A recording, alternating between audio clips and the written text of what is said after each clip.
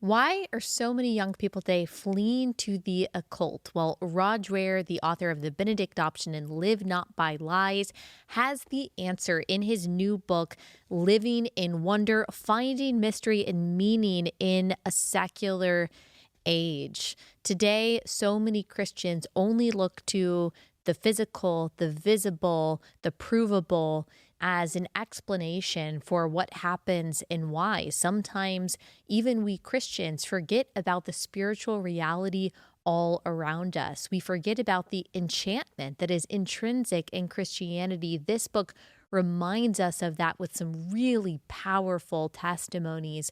Rod and I will also get into this election. He has good personal friends with JD Vance. He's got some thoughts on what is at stake this election and the spiritual reality surrounding it.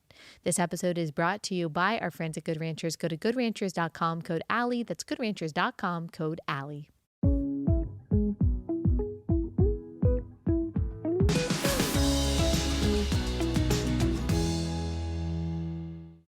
Rod, thanks so much for joining me again. It's good to have you back on the show. Let's start by talking about your new book. It just came out on Tuesday, Living in Wonder. What is this? Why'd you write it? It's a book about the Christian experience of wonder, of awe, as the foundation for our Christian faith. You know, I wrote it I didn't conceive of it as part of the trilogy that began with Benedict Option, then Live Not by Lies, but it turns out to have been that. The thing that concerns me most of all as a believer and as one who's engaged in the public square is whether or not the Christian church will be able to make it through these post-Christian times. And the Benedict Option was more about local church, families, homeschool, things like that. Live Not by Lies is more about persecution. This is about recovering the core of religious Christian experience, which is the experience of the living God. And I talk in the book about how we in the West lost that idea that God is everywhere present and fills all things, and how we can get it back and why we need to get it back. I end the book by talking about the occult and how so many young people are moving into the occult and into psychedelic drugs, which is adjacent to the occult, seeking that experience of transcendence, of wonder that they don't think they can get in the church. We in the church have to do our very best to recover that sense of enchantment. And by enchantment, I don't mean, Allie, Beth, the idea of sprinkling fairy dust and everything looks magical. No, enchantment, in the way I use it, is simply the feeling that God is present and that everything has meaning, that there is ultimate transcendent meaning that we can know and relate to.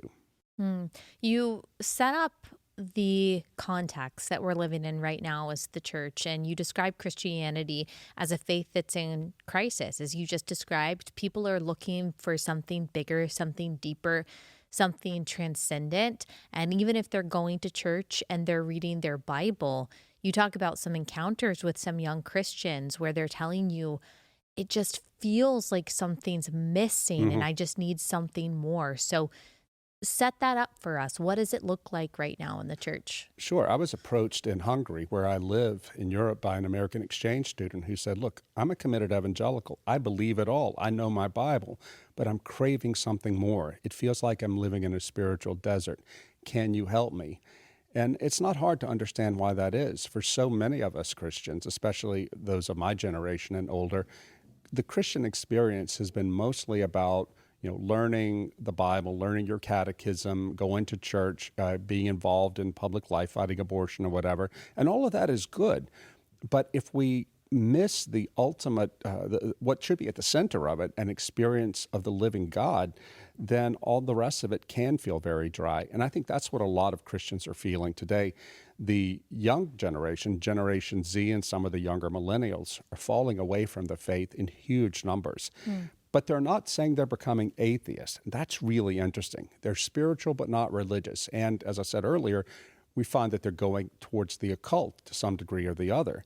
And this is a crisis for the church, because these young people are not wrong to want to seek some sort of numinous, that's a great theological word, it just means mysterious and transcendent experience of God, because that is at the core of all true religious experience, that connection with Almighty God and experience of God.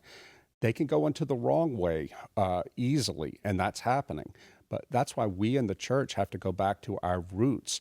If you go back to the book of Acts, for example, I was in Ephesus a couple of years ago on a trip to the sites of the 7 churches of Revelation. And I was standing there in Ephesus reading Acts 19 right there in the theater where it all happened, where the Ephesians said, "Great is Artemis of the Ephesians." And I noticed that when Paul and the others went there, the evangelists, to try to convert the city, they were converting people by casting out demons, by doing miraculous healings, things like that. I really do believe that we, today, the church is in a situation much more like the early church than at any time since the West went over to the Christian faith. And we're going to have to get back in touch with that. So by living in wonder and seeing the enchantment that is in the Christian faith, do you mean signs and miracles and healing, or what does that look like? I do mean signs and miracles and healing and being open to that, but I also mean everyday enchantment, the idea that God is with us, that nothing is without meaning. You know, nihilism is the great curse of our time, the idea that nothing has meaning at all. And it's so easy to fall into when you live in this culture, this post-Christian, in fact, anti-Christian culture. But not everybody is going to have an experience of a miracle, of a sign. I tell some great stories in that book about people who do. My favorite story, by the way, if I can tell it, came from a young Italian I met. He lives in Spain now, but 32 years old, teaches in a high school. He was raised in an atheist family in Rome, hardcore communist. And he said he was a champion blasphemer when he was in high school. Then he gets to college, meets some Christians, and begins thinking maybe they know something, but he resisted. He told me that he had started seeing around the city of Rome some guy who would like look at him through a crowd, and he said, something's going on. One night, just before Christmas, he and his cousin got out of a car. They parked their car. They were going to a party. They saw a homeless man on the other side of the street. He looked at him. The homeless man looked at them, rose up, walked over, and said to him, "Stefano, I've been waiting for this moment for a long time. I want to tell you that from this day forward, you will follow the Lord Jesus Christ. He sent me to tell you that you have nothing to fear." And then this homeless man started telling Stefano all of his sins and inner struggles. Wow. Stefano told me, I started crying, and I said, "Are you an angel?" And he just smiled at me. I said, "Well, what can I call you?" He said, "You can call me Felice Natale, Merry Christmas." Remember, this was just before Christmas. Then Felice Natale fell on his knees, raised his hands, and began to say the Our Father, the Lord's Prayer. After each line of the Lord's Prayer, he added these incredibly elaborate praises of the Holy Trinity. Then when he finished, he rose, bowed, and disappeared. Well, Stefano converted, and not only did he convert, but he brought his entire family, even his hardcore communist father, to the faith, to Christ. Now, that sort of thing is not going to happen to most people. Yeah. But if we can meet people to whom it has happened and trust them, then it can strengthen our faith, our walk with Christ. But to us, to most ordinary people, we can't make enchantment happen, but what we can do is form ourselves from day-to-day spiritual discipline to be open and receptive to the Lord appearing in our lives in more ordinary ways.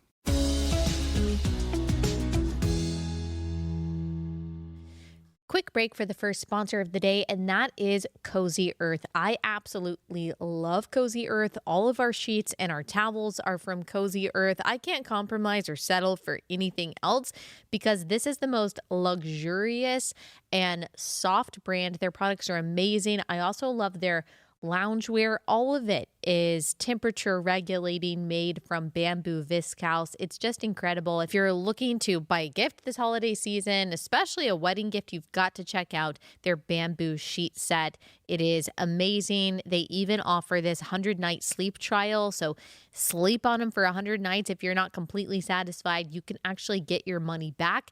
That's how confident Cozy Earth is that you will love their sheets. Go to cozyearth.com/relatable. Use my code relatable for 40% off. That's a great deal. cozyearth.com/relatable, code relatable.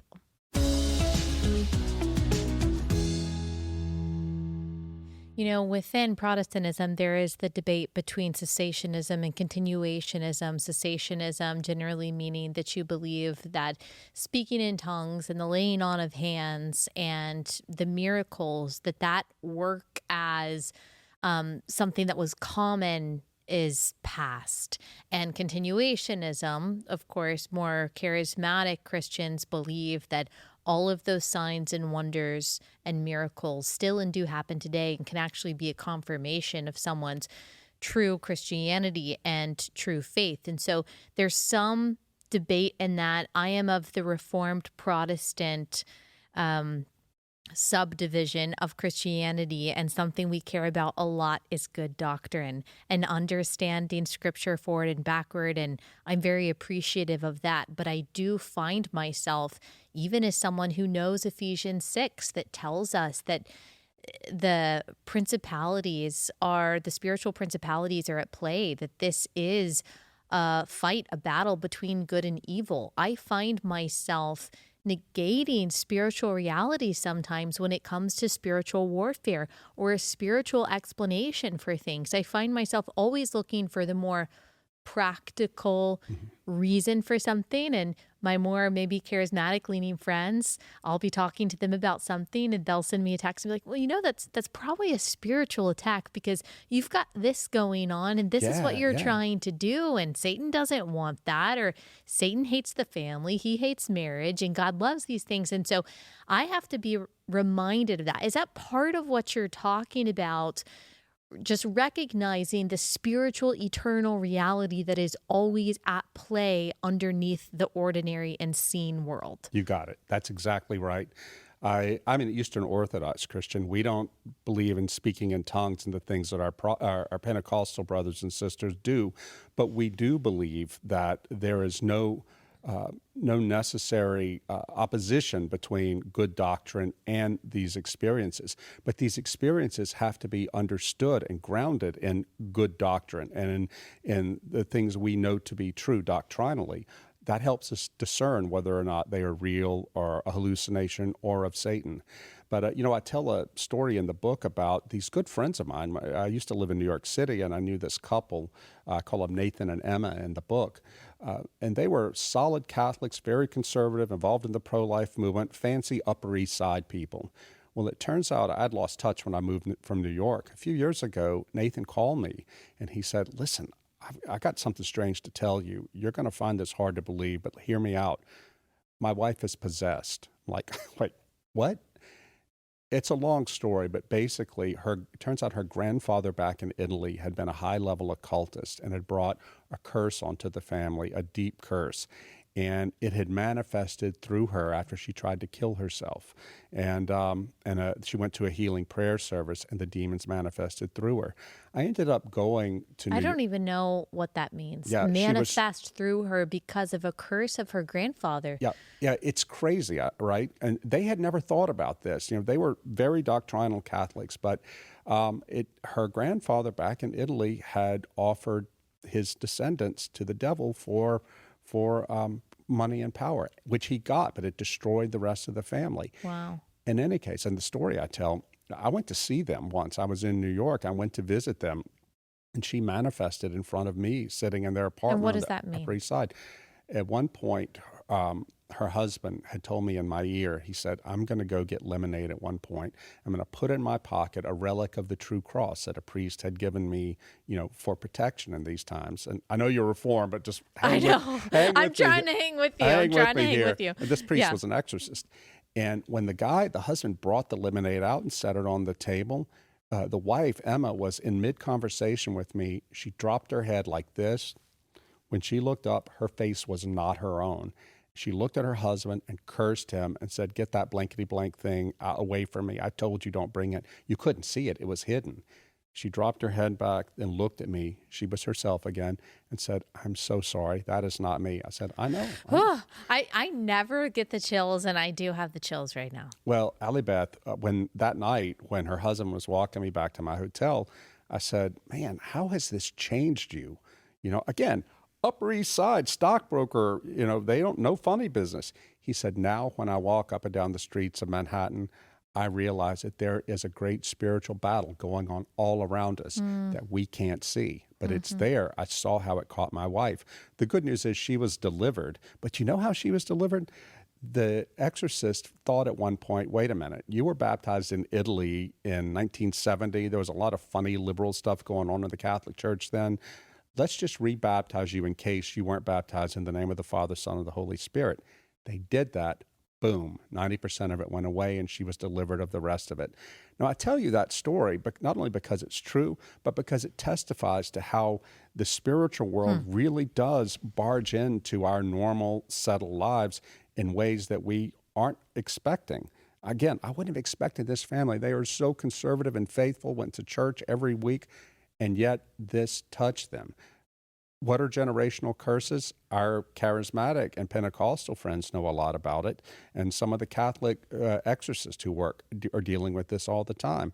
But this is just part of our reality, and Allie, Beth, is going to become a greater part of our reality as more and more people in Western civilization fall away from the Christian faith and embrace evil.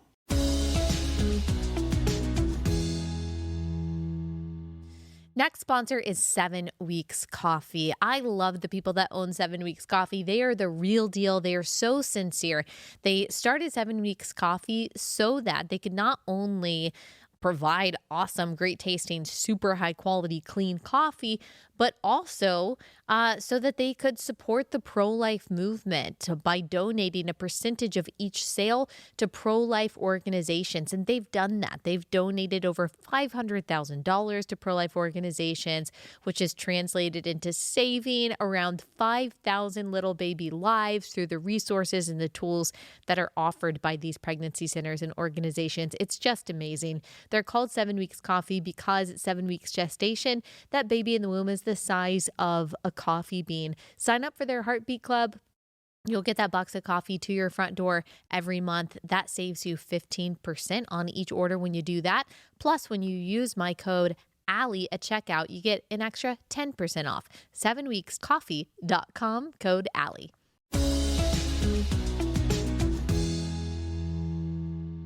Let's talk about what you've already mentioned, young people going toward the occult.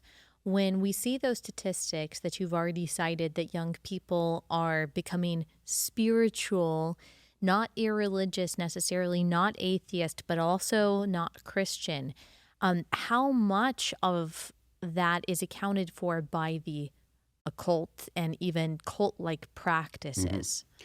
Yeah, this is something I really learned. I mean, I'm in my mid-50s, and a man approached me in Oxford a couple of years ago, a guy named Daniel Kim. He is an Anglican seminarian from the evangelical tradition, 27 years old. And he said to me, I need to let you know that the new atheism is not the enemy you think it is. I'm like, what do you mean?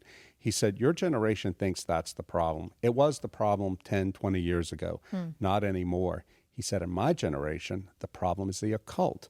Nobody he knows, he said, has any interest in new atheism, but they're all engaged in some degree or another with the occult. He told me that before he went to seminary, he worked in advertising in London. He said, I was the only Christian in my office. Well, that's no surprise. It's advertising, it's London. But he said, every other person there was an occultist. There were even 2 open Satanists who defined Satanism as learning to live your most fully human life. And he went on to say to me, Daniel Kim, the seminarian, he said, I know that I'm going to be dealing with this for the rest of my ministry. And I'm telling you, he said, pointing to me, you have got to let the church know that this is where the battle is right now, not the battles of 20, 30, 40 years ago, but right here on the front lines. And when I've told that story as I've met younger people, Gen Z folks, over my travels, they all shake their head, oh yeah. And then they'll tell stories of the people in their high school or their college, things they're doing. I just came here from Birmingham, Alabama. I talked to a young Baptist undergraduate who said he knows so many young women who are taking the Greek gods as their sort of, I don't know, sort of like what a Catholic would call a patron saint. Like, are you serious? He said, oh yeah, it's not just a symbolic thing. They really are trying to relate to the Greek gods. Birmingham, Alabama. Yeah, it doesn't really surprise me. I mean, we were raised in a time, I grew up in the 90s and early 2000s, and even some of this was alive and well then at such an early age, reading the magazines that tell you your astrological sign, the little power beads that were supposed to signify some kind of superpower that you could have if you were wearing a certain kind of color, even the mood rings that were supposed to tell you what mood you're in and what activities you should be doing based on how you're feeling that day. And of course, with the rise of social media, all of the personality quizzes that told you who you really were and what you should be doing in your life, there's a lot of God of self that you could say that that's been alive and well since the garden, but certainly this trendy narcissism that has manifested itself in a kind of spiritualism and witchcraft and Satanism, all of these kind of religious practices that tell you you can be your own God. There is something bigger and better that you can tap into, but it's not out there, it's inside you. And I can help you unlock that and unleash that. And once you unleash your inner goddess, then you will get everything you want. Yep. That's what I see. And you even see it through self-help and self-empowerment books. It's not blatantly satanic, or at least doesn't look like that. It's usually in pink and sparkly. That's just it. It's not blatantly satanic, but that's what it is. I have a long interview in Living in Wonder with a young man I call Jonah, who's an academic, highly trained in religious studies.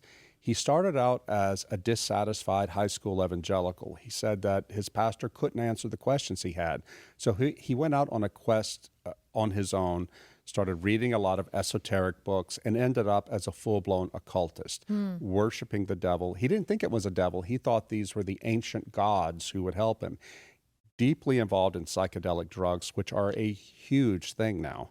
While he was a professor, you said? He's I don't know if he's working as a professor now, but he has got a PhD. And but he said it was only when he realized, oh my God, I'm worshiping demons, that he turned from it, left, and became a Christian. And he gives advice in the book for pastors and families, things you need to know. He said, not once when I was in the occult did we see the Christian church as an enemy. They were totally clueless as to what was really going on. And he said, we can't be that way anymore. You've got to wake up. He knows it from the other side. And that's one of the things I hope to do with this book. This book is mostly hopeful and on the positive side. It's not all about the occult, but the occult is such a big part of it because it is false enchantment. I talked to someone in Birmingham the other day who said, who lives in the South. She and her husband live in an area where there are a lot of academics and scientists. And she told me that this is everywhere there among the scientists. The scientists are turning to the occult. They don't call it that, but that's what it is. She said now in our cul-de-sac, in the old days, you used to go out and sit there and have a fire, and people would drink beer or wine and fellowship. Now they're doing that, but smoking marijuana and doing psychedelics. And these are scientists. And she came to see me in Birmingham. She said, I want you to know that you're onto something. This is happening. This is happening among the elites. They're being dragged into this worship of the self, and they're doing it not only through psychedelics and drug use, but through technology. One of the crazy things I learned working on this book is how a lot of people in the top of the U.S. government and national security and defense, as well as in Silicon Valley, believe that UFOs are real.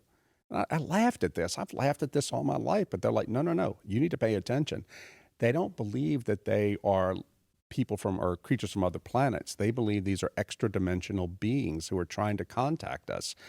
And, listening to all this in their language, their non-religious language, I'm like, they're talking about demons. Yeah. And I don't want to be like a tabloid guy talking about seeing a demon behind everything, but it was crazy to learn that there are people in Silicon Valley, I've confirmed this with several people who believe that, oh yes, the aliens are really higher entities who are leading us to enlightenment, and they do seances to communicate with them.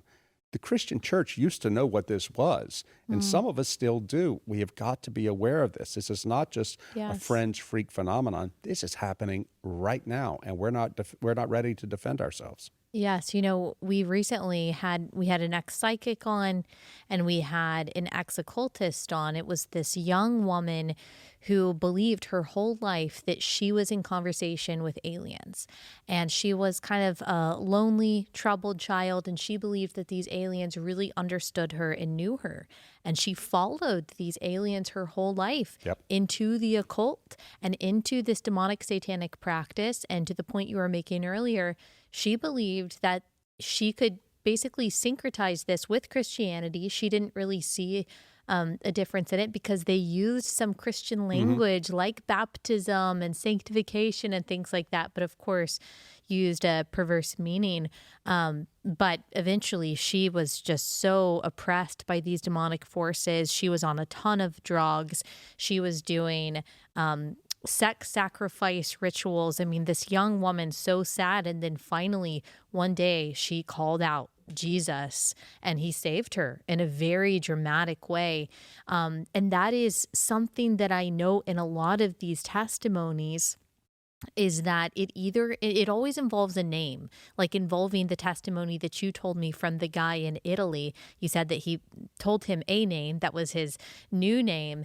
And I've noticed that very often the drastic testimonies involve either the person saying Jesus's name and being delivered, or someone that they didn't know somehow knowing their name. And this is, I'm coming from the Reformed evangelical perspective, and that is a key point that I see in so many of these testimonies of people who were completely lost. Some random interaction, someone locked eyes with them and said, "This is your name. What are you doing?" Wow. And it is incredible how God seems to work in that fashion.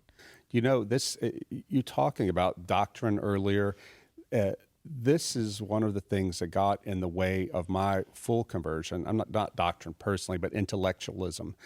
When I was younger, a teenager in the 80s, I grew up in South Louisiana. We were Easter and Christmas Methodists. We didn't take the faith that seriously. When I got to You don't really have the Louisiana twang. I've got family from Louisiana too. well, Maybe you've grown out of it over time. I've lived away from there for a lot of time, lot of the years. But if I go back there, Comes out, yeah. Give me a couple of days. I'm code switching. Yeah. But anyway, by the time I got to be 15 or so, I thought that the church wasn't for me.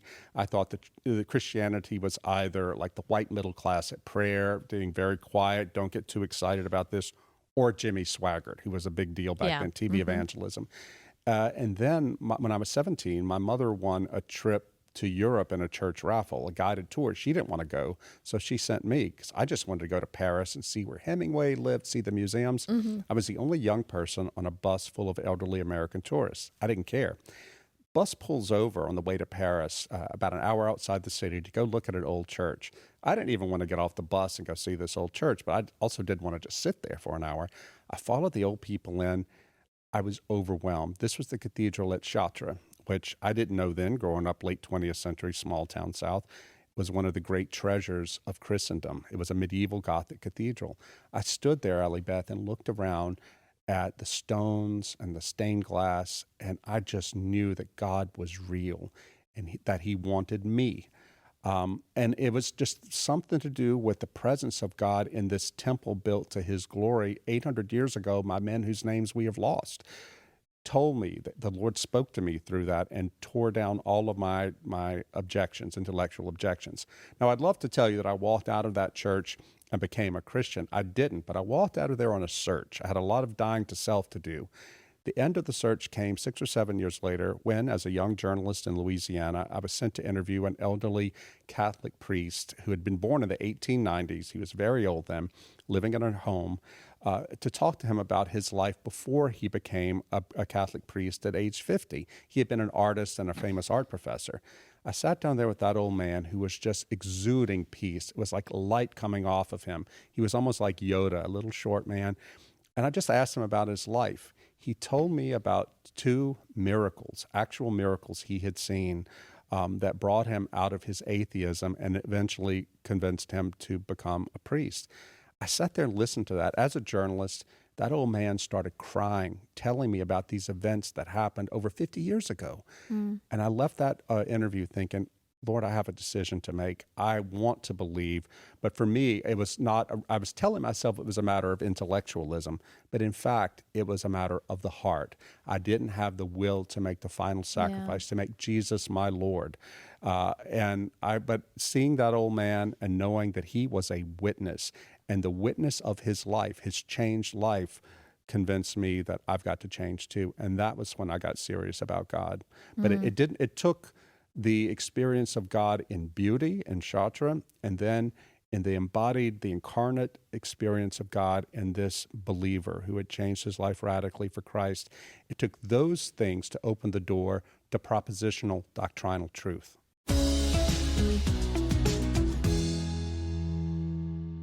Next sponsor is Every Life. Every Life is the first and only pro-life diaper company. There are other trusted household diaper brands that are vocally or financially supporting abortion and pro-abortion politicians. You don't have to worry about that with Every Life.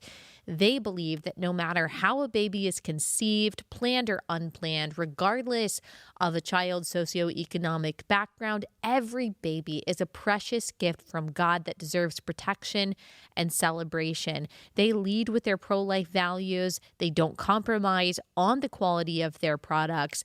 They're premium, high-performing diapers that work really well. It's what we use in our home, and I can absolutely vouch for how good they are.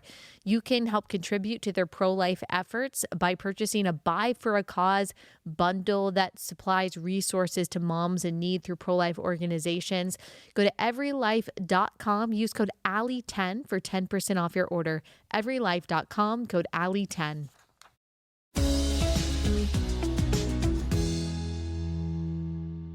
I was thinking as you were speaking about the miracles that were performed through the apostles in the book of Acts, and I was just reading this the other day in my morning reading and what miracles are for. And you could see in the response of the people that witnessed the miracles, it's to confirm the power of God, validate the truth of the gospel, to bring people not only to a place of worship, but a place of wonder.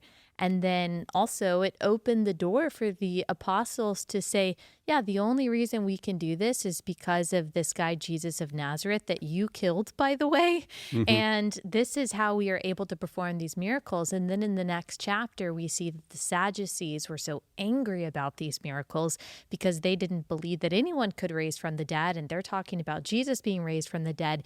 And, you know, they try to, exactly what you're saying, posit this intellectual rebuttal to the miracles. But that's the thing about a miracle, is that there's not really an intellectual rebuttal. It really is a matter of faith, a matter of the heart, which of course Jesus knew that it was a matter of the heart for everyone, but including the Pharisees and the Sadducees. You know, this is so true about all of us. You know, a lot of times we don't want to receive the miracle or recognize a sign, an authentic sign, because it would cause us to change our life if it was real. Jesus dealt with this. One of my favorite stories from the gospel is when he cast the demons out of the demoniac in the graveyard in Gerasene, and he cast them into the swine, right? I would have thought that the people who lived there would have seen this man who had been enslaved to demons all of his life, restored to himself. They would have welcomed Jesus. But no, they told him, get out of here, because what did he do? He upset the settled order of things. That is something so deep in human nature. I tell a story in the book about a man named Tobias Wolff. He's a famous American novelist who related a story when he was in his 20s. He had been raised Catholic and was kind of still enough Catholic to want to go volunteer at Lourdes one summer to help people who could not get into the water, seeking a cure, to take the waters. And he tells a story, I won't go into the whole thing now, but how he helped a 2-year-old paralyzed girl, and he was just so overwhelmed by the suffering she had and that she bore so faithfully that he sobbed over her. Well, on the bus back from dropping her at the airport, he realized, oh my gosh, I can see. Now, he had really bad vision, but he was too vain to wear glasses. He was a young man, but his vision had been healed miraculously by God over the prayers he shed out of pity and love for this little girl he was serving. Well, he said, I felt this overwhelming need to go to the grotto at Lourdes and pray. and just to thank God for what happened. Gets back to the dorm where he was staying. He ran into a friend, started telling him about it. They didn't go to the grotto to pray. Next morning, he woke up and his vision had been restored to it where he couldn't see again. And he said, reflecting on this years later, the truth was, I didn't want the miracle. Of course I wanted to see. It was a great thing. But if I had thanked God and accepted the miracle, then I would have had to repent and change my life in ways I didn't want to do. So I denied it. And I thought, that is so human. You know, in my own case, on my own journey to Christ, I had seen a couple of things that I couldn't really explain that were testimonies to God's existence, but I rationalized it away because I didn't want to sacrifice and make Christ my Lord. Yeah. I wanted to approach God on my own terms, but it never works that way. What is the difference between believing that God can do anything? He can work how he wants to, he can perform any miracle, and the mysticism that is constantly thinking like, okay, when I was little, I would get so paranoid. And when you're little, the worst thing that could possibly happen, your worst fear is something happening to your parents. And I had this, I think I was probably 6 years old. I had this paranoid idea in my mind that if I don't even remember what it was. It was something completely paranoid. Like if I moved this, then something's going to happen to my mom and dad. And thinking that their fate somehow depends on me and being confused about what God is telling me, what real obedience looks like versus legalism. How do we have faith that miracles can happen without thinking, well, all of it, God's working, God's miracle working depends on every little thing I say or do? Because I would think that that would negate grace and would probably create a lot of paranoia and legalism. Sure. No, that is a fantastic question. I interviewed an exorcist in Rome at the Vatican who told me, who drew this distinction. He said, we can't make God do what we want him to do. God is not magic. It's all grace. God will come to us and reveal himself to us in his own time for his own reasons. In the demonic, by contrast, they will come. Every time you call them, they will come. They're going to enslave you, but they will come. As Christians, we have to live by faith and knowing that God can and will do these things if he wants to, but if he doesn't do it, that doesn't mean he's not there.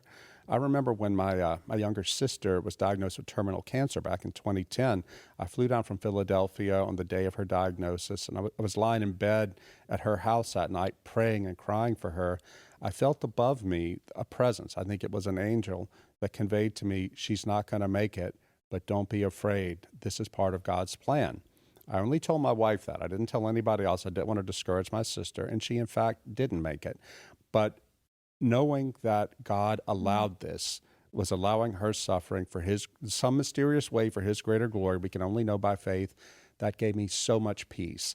And I have had small miracles in my life. I've seen things happen that exorcists have done, manifestations of the enemy, as I mentioned earlier.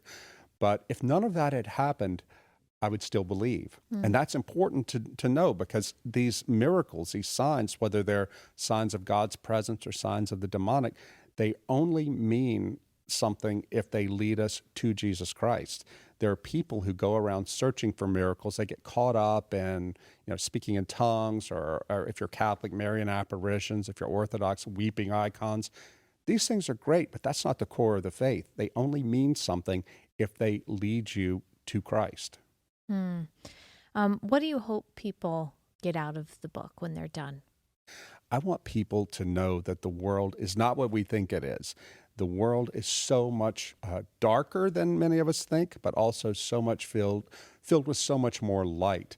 I want people to understand spiritual warfare is real, but I want them also to understand that we have hope, that this world is not all there is, that there is deep meaning, and that it is accessible to us. I quote early in the book a Harvard professor named Elaine Scarry, who says, true education is not imparting information from teacher to student. True education, rather, is preparing the students to be staring at the right corner of the sky when a comet blazes past. Well, that's Christian enchantment. I can't tell you this is how you become enchanted.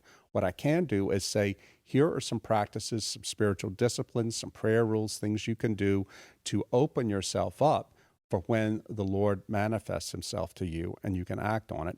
I just hope people, all Christians, my brothers and sisters in Christ who are Protestant, Catholic, and my fellow Orthodox, can learn to live more authentically, more deeply, keeping our eyes open for the comet going past, which is to say the manifestations of our Lord. So that transcendence that we're longing for, that we're looking for, we don't have to go outside of the Christian faith for it. It's right there.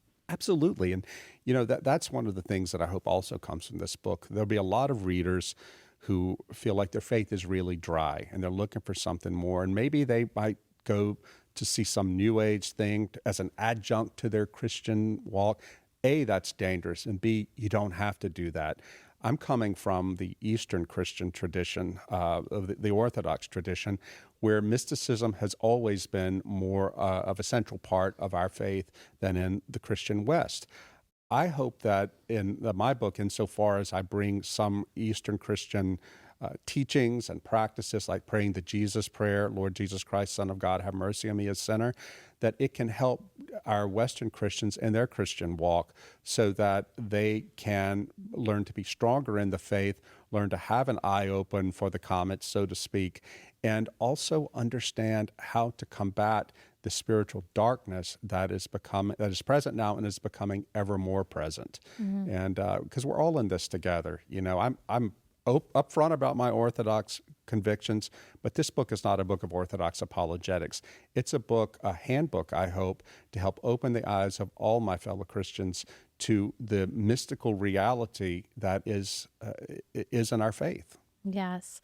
Well, thank you so much for writing that, because I think, I agree, and I share your concerns about the prevalence of witchcraft and the occult and even the syncretism that we see. And I think a lot of people are, which is why every time we talk about witchcraft or something, the episode just seems to blow up because people are seeing this in their lives, and it's counterfeit.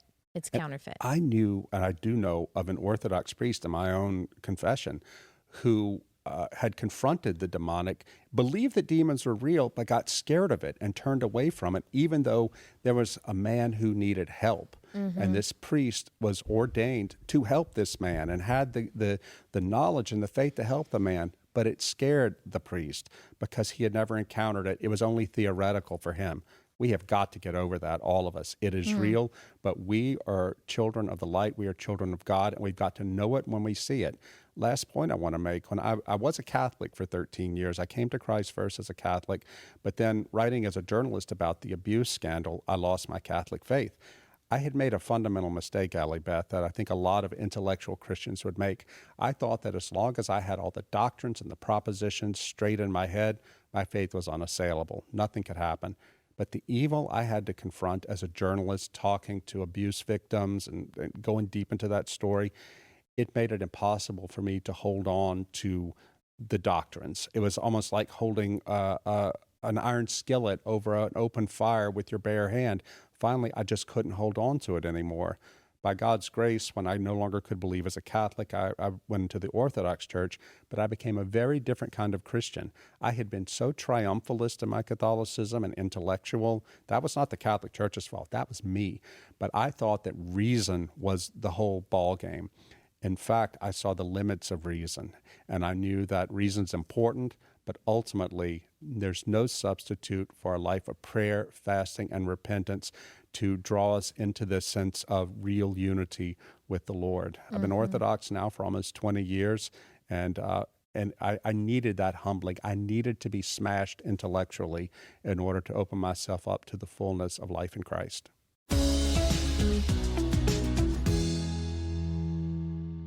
Last sponsor for the day, we were talking about the election, and look, we just don't know what's going to happen after next week. It's always better to be safe rather than sorry, especially when it comes to your food supply. So make sure that you've got an emergency food kit from My Patriot Supply. You want to get one kit for every member of your family. You just don't know when things are going to hit the fan, when something is going to affect our food supply, something's going to affect the supply chain. You're in a natural disaster situation. You just want to make sure that you are prepared. And the good news is, even if you don't need this food for a long time, it's good in storage for up to 25 years. Hopefully you'll never need it, but it'll give you peace of mind knowing that you have it if you do. Go to preparewithallie.com for a discount on your 3-month emergency food kit. Preparewithallie.com.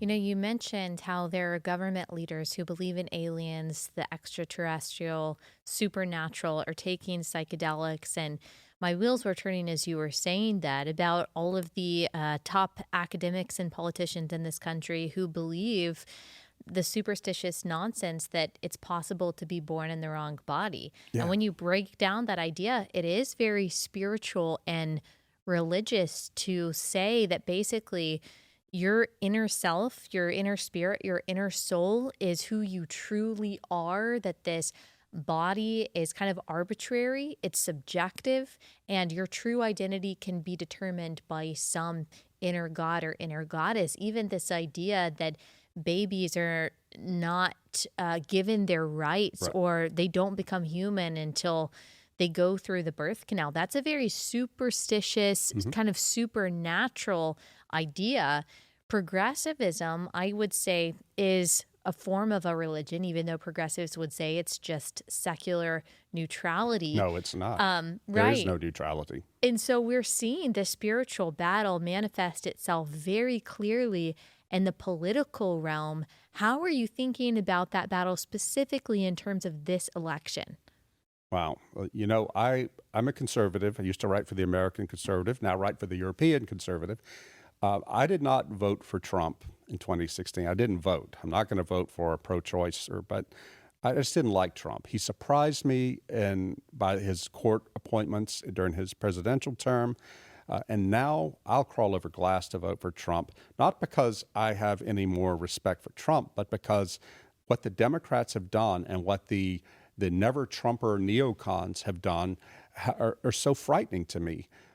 You know, Trump, I was very disappointed that he's backing away from a hard line on abortion. But I also see that post-Dobbs, the American people are not with us pro-lifers. We have a lot of work to do, of education and of conversion to do. So it doesn't offend me that Trump is, as a politician, he's not a pastor, he's a politician, is responding to that reality. But all I have to do to stiffen my spine on the question of abortion is look to what Kamala Harris is going to do. She is promising to codify Roe in national law. She will force hospitals to give abortions and so on and so forth. And that's the Equality Act. That's not just something you're making up. That's part of the Equality Act, forcing even Catholic hospitals to perform abortions. And we pro-life conservatives cannot let the perfect be the enemy of the possible, of the good enough for now. JD Vance is a personal friend of mine. I was there when he came into the Catholic Church. He invited me up for that. I believe he's a sincere pro-lifer, but when he was selected by Donald Trump to be the vice president, I texted him and give him congratulations, and he texted me back to say that he's never going to contradict the big guy, Trump, which just makes sense. He's the number two. So when JD came out and waffled on abortion and the abortion pill and all that, I didn't like hearing that, but I also know what he's doing, that he can't stand in opposition to his boss. So I'm not that worried about it. I know, I see you wincing. I wince too, but I know. You would just think that you would be able to say, look, I'm so honored that you would choose me. When I thought that you said I'm not going to contradict the big guy, I thought you meant God. But he meant Donald Trump, which I think that we can see through his rhetoric. And I'm not doubting that he is personally pro-life. And I really like JD Vance. I've liked JD Vance even before he was in political office. And I think he sincerely holds those, pro-life views. But for him to basically equivocate on that and to say in a debate, on the abortion issue, Republicans just need women to trust us. What the heck does that even mean? I don't know. It just seems like he'd be able to say, I don't want this position enough to compromise on this life and death issue. And if that's what you're asking me to do, I can't do it. Yeah. I don't know. Yeah, I hear you. And I've not talked to him personally since, other than just a couple of texts since he was selected. But I trust that should he make it through, should he make it into the vice presidency, that'll set him up for 2028. Yeah. I believe, I have faith. I may be disappointed, but I have faith that we'll see a stronger pro-life position. The Republicans return to that. But I also think in Donald Trump's case, I never believed he was a real pro-lifer. That's one of the reasons I didn't vote for him. I thought he would sell us out. But whether he's fake about pro-life or not, he gave us pro-life justices. We cannot forget that Dobbs happened. Roe was gone because of justices that Donald Trump appointed. So I think that when Trump gets into office, I think we're going to continue to see pro-life justices appointed that come out of the Federalist Society. And that's the thing I'm keeping my eye on, not the rhetoric, but the deeds. Yep. And I mean, I do think that JD Vance was a really good pick. I think he actually is a better representative of Trump's policies than Trump is. He's better at arguing them. He's better at articulating them. And I think that he has done a really good job in that regard. It's not an easy job either to be Donald Trump's running mate. No. And so, I read something the other day on the Free Press, Barry Weiss's publication, where it was written by a guy named Martin Gurry, a former CIA analyst. He's now retired. He said he had never voted for Trump, but he's doing it this time without apology because in his mind, this is an election between the party that wants control and the party that represents people who do not wish to be controlled. And he brings COVID into this and surveillance, debanking, all of it. That is what it comes down to. And I live in Europe, right? And I see this happening in Europe. I live in Hungary, which is beaten up all the time by the European Union because they will not open their borders for mass migration. The government of Hungary does not support the war in Ukraine.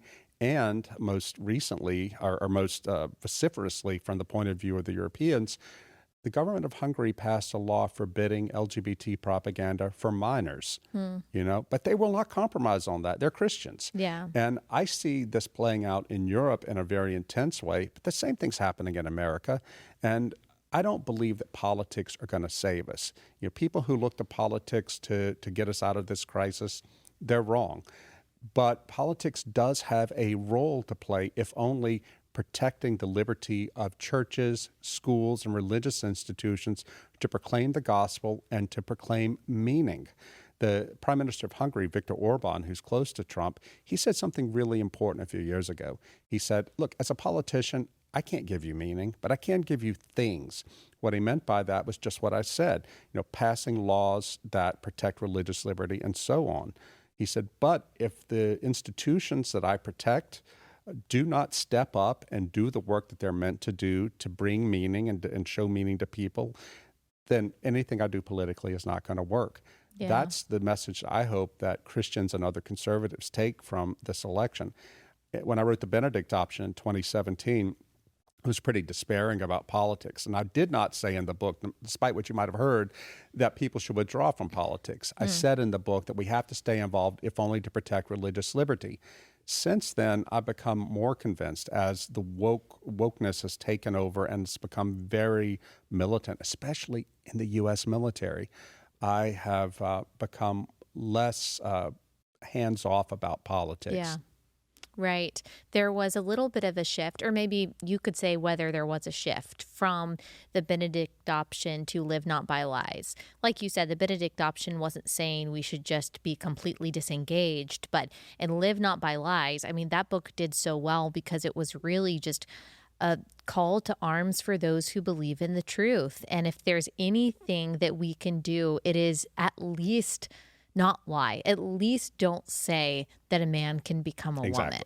And that just resonated with people at just the right time when it felt like, especially in 2020, that we were all being asked to lie about whether it was about social justice assertions that they were making, or whether it was about gender, or whether it was about abortion, whether it was about Biden's competence. And I think your book, even the title alone, kind of girded people's loins to be like, okay, I can do that. I can at least not lie. Yeah, I served in that book as a messenger for people who had come to the U.S. from the Soviet bloc, Soviet communism, escaping communism, and who were starting to see here in America and throughout the West more broadly a rebirth of something that felt like communism to them, but it was confusing to them because there are no gulags, there are no secret police. Nevertheless, they felt that when you live in a world when you can't say what you really think without losing your job, losing your business, losing your friends, and so forth, that is a warning sign. And in the book, I explained what they meant by what I call soft totalitarianism. And the second half of the book, I went throughout the former Soviet bloc talking to Christians who had stayed behind and resisted communism, seeking their advice for what can we do today? What should we do today? The message of utmost importance that I got from them is we have to prepare to suffer as a church. I remember standing just off of Red Square in Moscow in the soft snow early November, talking to a Baptist pastor, a Russian Baptist pastor. The Baptists have it rough in Russia. Even for my own people, the Orthodox persecute them, sadly.